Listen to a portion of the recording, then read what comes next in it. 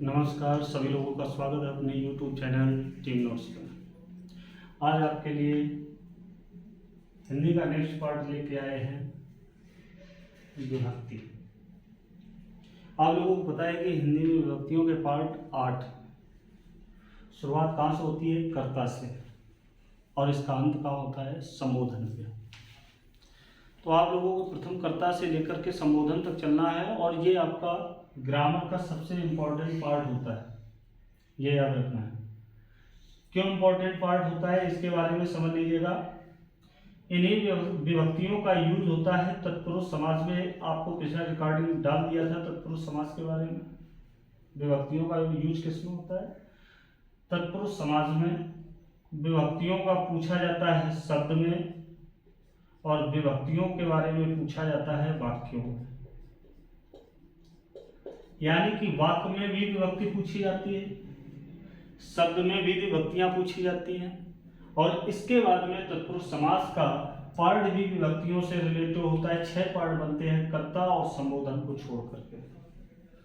तो आप लोगों को आज विभक्तियों के बारे में समझना है कि विभक्तियां किस कंडीशन से फॉलो होती हैं। आपको पता है कि प्रथम कर्ता ने द्वितीय कर्म को तृतीय करण से चतुर्थ संप्रदान के लिए पांचवी क्या है? अपादान से अलग होने के लिए से यूज होता है। इसके बाद में आता है षष्ठी में संबंध, सप्तमी अधिकरण, अधिकरण में आपका चलता है में पर भीतर, और इसके बाद में कारक चिन्ह अष्टमी में आता है संबोधन हे अरे। सप्तमी में क्या है? अधिकरण में पर भीतर। अब इसको पहचान कैसे करते हैं? सबसे पहले ये तत्पुरुष पार्ट तो आप लोगों को पढ़ा चुके हैं। बात करते हैं शब्द से संबंधित। जैसे आपने ने कहा, तो ये जो कर्ता से रिलेटेड होता है, तो कर्ता का रिलेशन हमेशा वाक्यों में दिया जाता है, शब्द में नहीं होता है। तो कभी भी शब्द से कर्ता का संबंध नहीं निकलेगा। किससे निकलेगा? वाक्य से। जैसे कह दिया जाए कि राम ने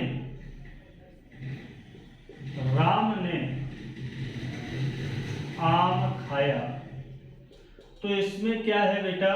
ये इस कंडीशन से पूछ देगा, और इस कंडीशन से क्लियर हो जाएगा। राम ने आम खाया, तो इसमें क्लियर हो जाएगा कि इस तरीके से अंडरलाइन होगी, या इस शब्द को इतने को बोल्ड आकार का कर देगा। बोल्ड आकार का मतलब होता है उछला हुआ। तो आपसे पूछेगा कि बताइए इसमें कौन सी विभक्ति यूज हुई है, तो आप लोगों को यूज ये देखना है कि इसमें कारक चिन्ह क्या है। तो आपको दिख रहा है कि कारक चिन्ह ने का प्रयोग हुआ है, और ने का प्रयोग सदैव किसमें होता है? कर्ता के साथ। तो राम ने आम खाया, तो इसमें ने का यूज किसके साथ हुआ? कर्ता के साथ। तो इस वजह से इसमें कर्ता कारक हो जाएगा। अब आता है शब्द से रिलेशन। तो मैंने क्या बताया कि कर्ता और संबोधन कभी शब्द से रिलेटिव नहीं होते हैं। अब यहाँ पर ये वाक्य से रिलेटिव हो गया। द्वितीय आता है कर्म, तो ये शब्द से भी बनता है और वाक्य में भी बनता है। पहले नंबर पे तो आप ये तो आपका वाक्य से रिलेटिव है। वाक्य से रिलेटिव हम कर्म का यूज करेंगे।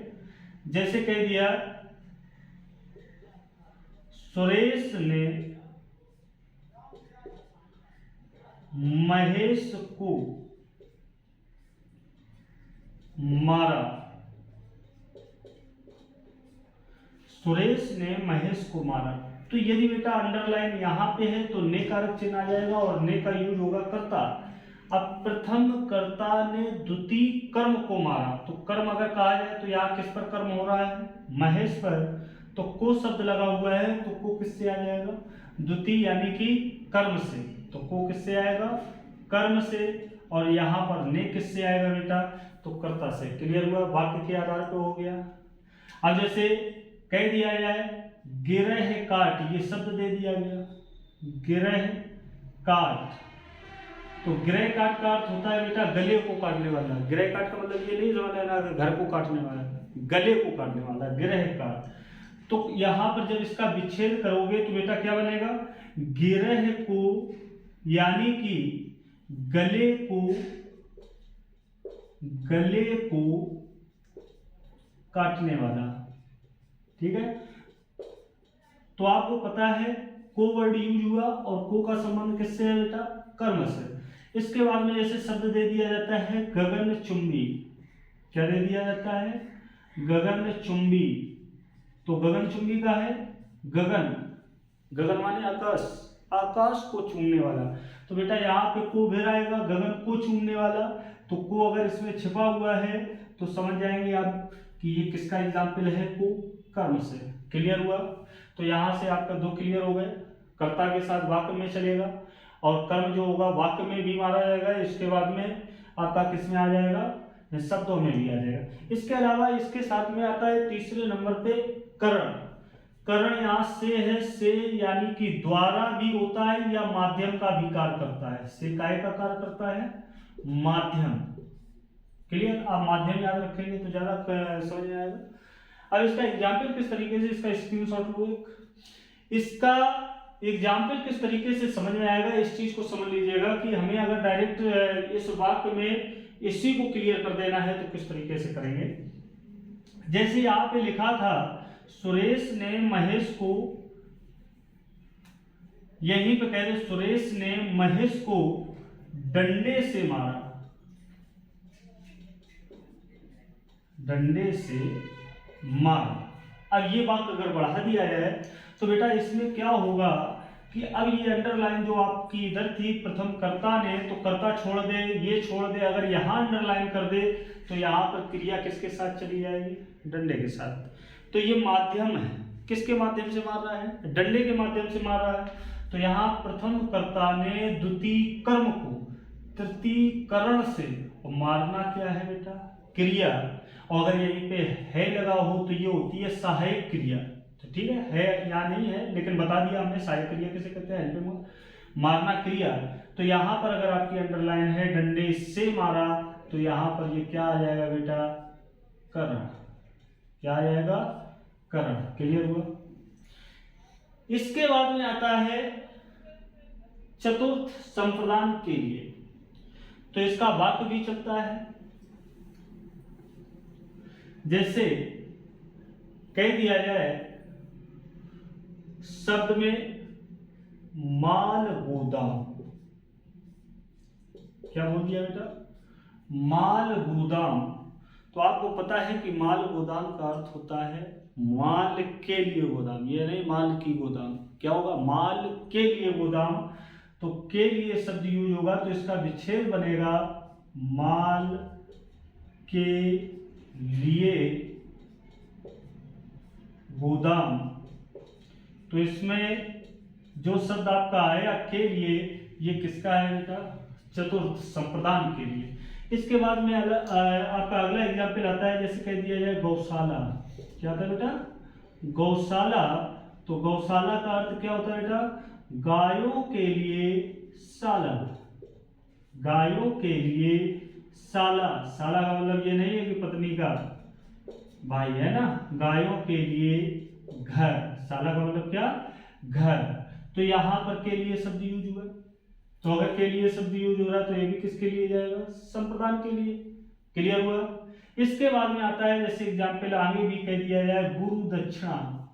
क्या कर दिया जाए, गुरु दक्षिणा। तो इसमें आपका क्या लिखना पड़ेगा, गुरु दक्षिणा। तो गुरु के लिए दक्षिणा होगा, बल्कि गुरु की दक्षिणा नहीं होगा। अगर आपने कह दिया कि गुरु की दक्षिणा, तो इसका मतलब तुम दक्षिणा के रूप में गुरु को दे रहे हो। समझ रहे हो ना? अगर तुमने जैसे कह दिया जाके रुपए की दक्षिणा, तो उसका मतलब क्या हो गया कि रुपए की दक्षिणा, तो रुपया दिया जा रहा है दक्षिणा के रूप में। अगर तुमने कह दिया गुरु की दक्षिणा, तो इसका मतलब तुम गुरु जी को उठा के दे रहे हो। तो कहने का मतलब है गुरु के लिए दक्षिणा है, गुरु की दक्षिणा नहीं कि आप गुरु जी को इस्तेमाल कर रहे हो। तो यहां पे इसका बनेगा गुरु के लिए, गुरु के लिए दक्षिणा। क्लियर हुआ? गुरु के लिए दक्षिणा। तो यहां भी के लिए शब्द यूज हुआ। तो के लिए का संबंध किससे करेंगे आप, संप्रदान। क्लियर हुआ? इसके बाद में नेक्स्ट एग्जाम्पल की ओर चलते हैं। इसके बाद में हम पहुंचते हैं पांचवी। अब यहाँ पे देखिए आप लोगों का दो से का प्रयोग हो रहा है। ये पिछले वीडियो में भी आप लोगों को जानकारी मिल चुकी थी, जो क्लास डली थी। इसमें दो से का प्रयोग हो रहा है। एक से तो द्वारा माध्यम बता ही दिया, और दूसरा से है अलग। अलग में वाक्य में भी आपका बनेगा, शब्द में भी बनेगा। जैसे आपसे कह दिया जाए कि पेड़ से पत्ता गिरा। अब पेड़ से अगर पत्ता गिरा तो पत्ता अलग हो रहा है। अगर पत्ता अलग हो रहा है तो ये से अलग के लिए है, तो यहां पे आप क्या करोगे, अपादान। बात समझ में आ रही है? पेड़ से पत्ता गिरा तो इसमें से का यूज किस में के लिए होगा? अपादान। इसके अलावा अगर किसी चीज से अलग हो रहे हो, कोई शब्द दे दे, जैसे रोग मुक्त या दोष मुक्त, अपराधी के रूप में तुम्हें पकड़ ले गए और यहां पे तो तुम्हें पुलिस वालों ने धुनक दिया, लेकिन वहां पर गए तो वहां पे क्या किया? आपको जो जज था उसने दोष मुक्त कर दिया, तो उसका मतलब क्या हो गया? या फिर दोष से मुक्त, यानी कि दोष तुम में नहीं है, तो अलग हो रहा है दोष। तो यहां पर भी क्या होगा? अपादान। क्या होगा बेटा? अपादान। रोग मुक्त, तो रोग मुक्त कौन होता है? जो रोग से अलग हो जाता है, तो इसका मतलब इसमें भी क्या होगा? अपादान। क्लियर? और अगर यहीं पे कह दे दोष मुक्त की जगह पे दोष युक्त, दोष युक्त, तो दोष युक्त का मतलब दोष तुमने लगा हुआ है, तो ये से दोष से युक्त, ये माध्यम का कार्य करेगा। रोग मुक्त है, अगर इसको कह दे रोगग्रस्त, क्या कहते हैं बेटा? रोगग्रस्त, तो यहां से अब रोग तुमसे अलग नहीं हो रहा, तो ये दोनों एग्जाम्पल काय में जाएंगे? ये आपके करण में जाएंगे। किस में जाएंगे? करण में। तो ये एग्जाम्पल हो गए आपके करण के। तो कहने का मतलब है जहां पर कोई चीज अलग होती है तो वहां पे अपादान कारक होता है, और जहां पर कोई चीज साथ में रहती है तो वहां पर करण होता है। इसके बाद में चलते हैं नेक्स्ट पे। नेक्स्ट आपका दिया हुआ है संबंध। संबंध का मतलब होता है कि जहां पर दो वस्तुओं का आपस में किसी शब्द के माध्यम से संबंध दर्शाया जाए तो वहां पे संबंधवाचक होगा। जैसे कि आपका दे दिया जाए गंगा जल, तो गंगा जल का एग्जाम्पल क्या होगा? गंगा जल का पूरा विस्तार क्या होगा? तो गंगा जल का विस्तार होगा गंगा का जल। तो काकी के नानी ने वगैरह जो है इसका पहचान है। दूसरी चीज जो जल है वो काहे का है? गंगा का है, तो इस वजह से ये संबंध को भी दर्शा रहा है। तो अगर संबंध दर्शा रहा है तो ये संबंध षष्ठी में आएगा आपका। इसके बाद में आपका दूसरा आता है, जैसे कह दिया जाए राजमहल, तो बेटा राजमहल किसको कहते हैं?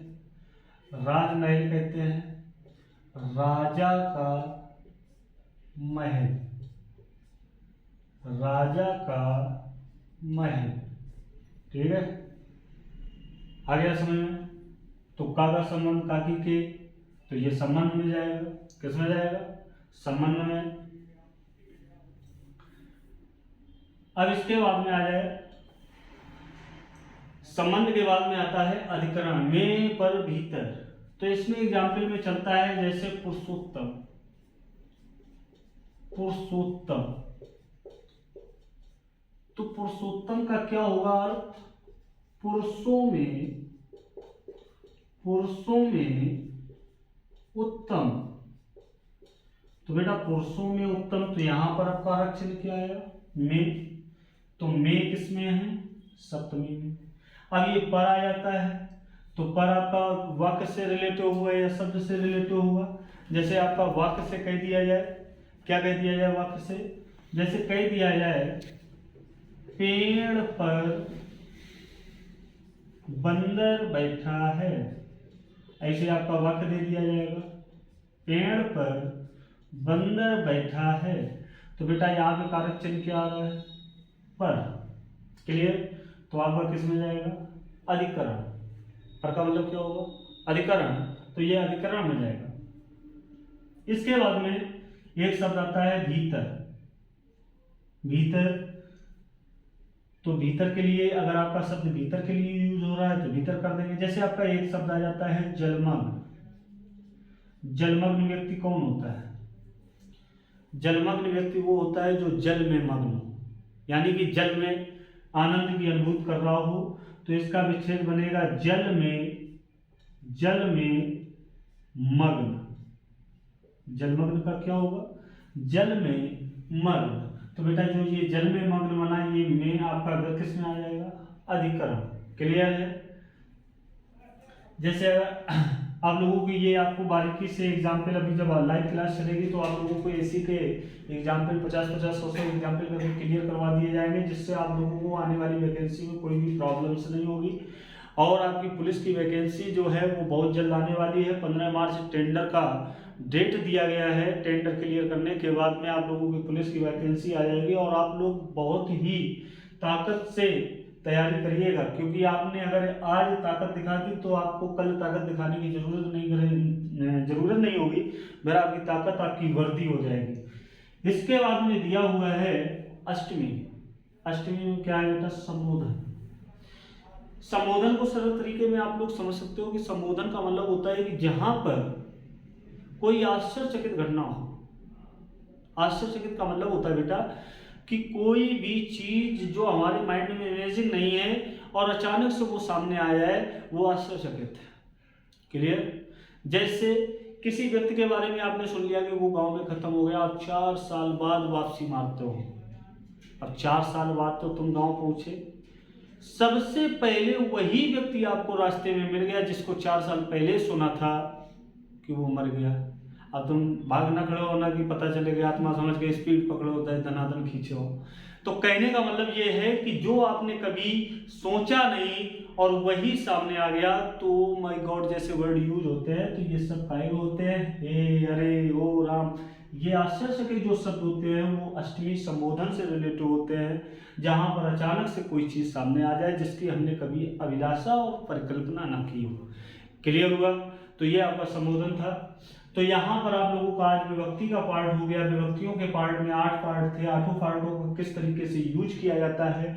तत्पुरुष समास में 6 पार्ट चलते हैं आपके। यहाँ से यहाँ तक संबोधन छूट जाता है और कर्ता छूट जाता है। इसके बाद शब्दों में सबसे ज्यादा विभक्तियां पूछी जाती है और बेटा वाक्यों में सबसे ज्यादा विभक्तियां पूछी जाती है। तो इस वजह से विभक्तियों से रिलेटेड लगभग में आपके 2 से 3 क्वेश्चन आते हैं, जो आप लोगों को सबसे ज़्यादा क्लियर करने होते हैं और सरल भी होते हैं। अगर आप एक बार इसको बारीकी से पढ़ेंगे तो इससे 3 सिलेबस में क्लियर होना होता है।